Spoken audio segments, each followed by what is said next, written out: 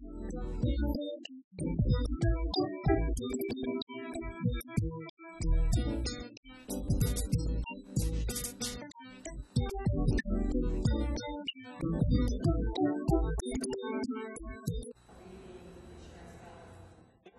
Gary.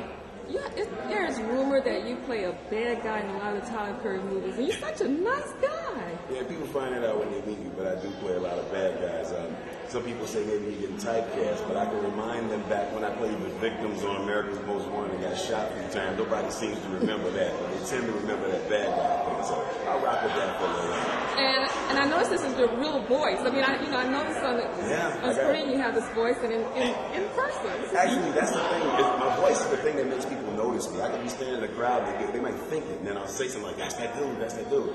The funny story about my voice was when I was in high school, I was singing the talent show. We were singing Lakeside, which I did Otis's part. Anybody remember Lakeside? No, Otis had the falsetto thing going on. Okay. And in the middle of the performance, my voice just dropped to what you hear right now. And I'm in front of all my peers, and everybody laughing. My brother comes in, he takes over.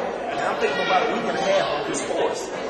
3 weeks go by, 4 weeks go by, and I still sound like this. Now, mind you, I'm 17 years old, I look like a baby, but I sound like somebody's daddy. So it was conflicting with my work for a while. I would go out and people wouldn't want to hire me because I sounded older than I looked. So it was hard to match my voice to my face. And my mother told me, no, Mama, Sarah, this is for you. My mother told me, baby, you have a nice voice. One day that voice is going to do well by you. And I was like, okay, I can't stand it. I feel like I got a frog in my throat or something. I get to LA, and somebody told me to read something. I ended up reading for UPN for 8 years. I did all the promotions for UPN as long as they were a network. I promoted every black show that they ever came up with, all because of the same voice, which I thought was a hindrance in my career, actually became my greatest asset. So for those who don't know, when I'm not acting, I'm usually promoting movies, doing movie trailers, voiceover promos, video games, all that kind of stuff. Wonderful. Well, Gary, how did you and Tyler Perry meet? I know how. Oh, Tyler and I, it was a funny story. I was doing a play in New Orleans, and this guy was sitting on the front row. Somebody thought he was my brother. And they said, hey, your brother came out. My brother's never come out to see me perform. So I was like, oh my God, my brother's out there. So I moved the curtain and I looked, I'm like, I know that guy. You know, and then he's like, I guess he went to him and said the same thing. He said he didn't know me. So at the end of the show, he introduced himself to me. And we became the best of friends. I brought him home the other night, met my family, my mom and everybody. They all fell over. He's like a real nice guy, Christian guy. And at the time, I was a hothead. You know, I was 3 years older than him, and I was a hothead. He started taking me to church. And one day I had a real bad day, and I was hanging out just, cussing at the world. I'm honest about mine. I was having a bad day. And he told me to take a ride with me. And he put me in the car, and I'm thinking we're going to a club, we're going to have some fun. He took me straight to Greater St. Stephen's, and I had on some biker shorts that day. Back in the 80s, biker shorts was hot. I got a little bird legs, but I had on my biker shorts, my painter's cap. And we go to this revival at Greater St. Stephen's, and just when it was time to go, there's two of them calling people down.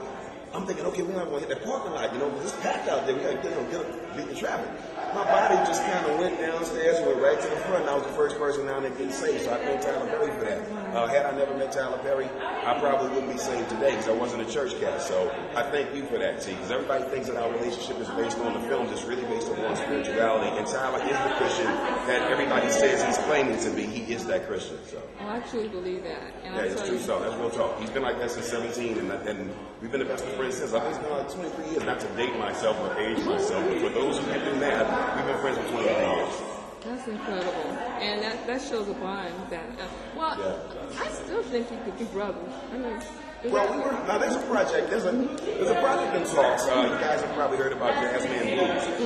Years ago, Tyler wrote this script so he and I could play brothers. Now we don't know if that's going to go down like that now because we haven't talked about it since then. But I know that's slated to be one of these projects that's coming up. Hopefully, we'll do what we said we were going to do 23 years ago. We'll play brothers in that. But it's a great piece, and hopefully you guys will get to see me in that. But you will see me recurring on Meet the Browns, the TV show. Tyler's got a deal for that, so that's going to be coming out soon. There'll be a House of Fame and Meet the Browns, the TV show, not the movie. And I do a recurring on there. And yes, I play a slime ball. So just for those who don't know, yes, I'm not a drug dealer. I actually run a strip club in this one, so still a bad guy. Interesting. We're looking forward to it, Gary. Thank you for appearing on Sturgis. Sure. Chicago, Pulaski Jones. That's my next film. Cedric the Entertainer directed it. This is his first directorial debut. Kel Mitchell wrote it. He's the star of it. We got Rodney Perry, Afion Crockett. It's a laugh riot, and my fans are going to get to see me do some comedy. And I think that'll be a turn for me. They get to see me do something funny. I'm not playing the drug dealer. So that ought to be pretty nice. I think that's January of next year. Great. We're looking forward to it. Cool deal. Thanks again for appearing on Extraordinary People, Gary. I can hear you. Thanks again for appearing on Extraordinary People. Thank you for having me. Pleasure. I feel extraordinary now. And you are. Thank you so much.